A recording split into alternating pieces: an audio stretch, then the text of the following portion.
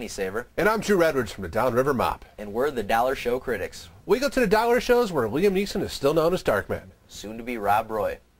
Michael Collins. And this week's dollar show is Taken, starring Liam Neeson as Brian Mills. He's an ex-CIA person whose daughter wants to go over to Europe for the summer to follow U2 for some reason. I don't know why. So she begs and pleads for her dad to sign the paperwork for her to go over to Europe for the summer.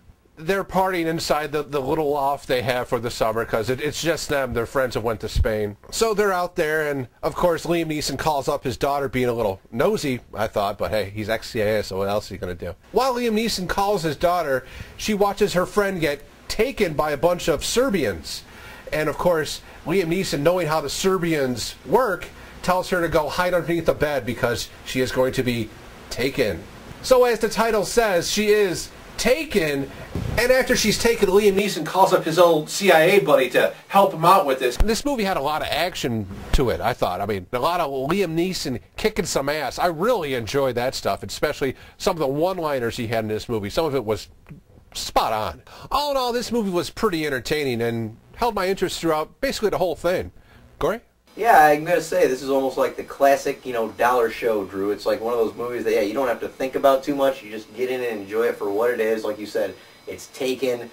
You know she's going to get taken, and you basically know he's going to get her back. Well, maybe he doesn't. I don't know. I don't want to spoil it. But the fun is in watching him, just like you said, just crack skulls and just karate chop, pistol whip, shoot, and impale, stab. Basically, yeah, just beat the living tar out of anybody within sight. It's kind of preposterous in spots, and by all rights, he probably could have been killed like many times in this movie and wasn't. But that wouldn't have made a good movie. That's true. I like how Liam was really remorseless in his pursuit of it. He would it doesn't matter who you were, if you. He even shot his friend's wife in the arm and said it was just a flesh wound. Yeah, that was a great scene. I mean, that was great coldness by Liam Neeson. She just served him a turkey leg too. That was the most. I mean, maybe it was dry. It's not a great movie, no, but is it worth $1? Yeah, sort of. It's sort of worth your dollar. I mean, you're gonna be pulled along by the action. It's not, once she gets taken, it never really lets up, and you want to see it through to the conclusion. I'm gonna say, yeah, Liam Neeson, he's good in this. This is a sort of. Yeah, I liked it too. I'd have to give it a sort of too because it held my attention, like I said, and I wanted to watch it all the way to the end to see if Liam Neeson did actually get his daughter back. So that would be 2 sortas for Taken. For our DVD pick this week, I'm going to go all the way back to 1983 for the John Badham classic Wargames, starring Matthew Broderick and Dabney Coleman. Wow, going all the way back. Matthew Broderick stars, this is before he was Ferris Bueller even, I think, as a smart high school kid who knows his way around computers, but other than that doesn't really do good at school. And he's a troublemaker. He changes his grades, he gets in the school computer, and he uses these skills to impress a girl played by Ali Sheedy, pre-Breakfast Club, and looking pretty fine. Oh yeah, it's probably the best she's ever looked on film. Maybe it's yeah, just Ali Sheedy fans. So you've probably already got this one in your collection. And there is a scene where she does the splits.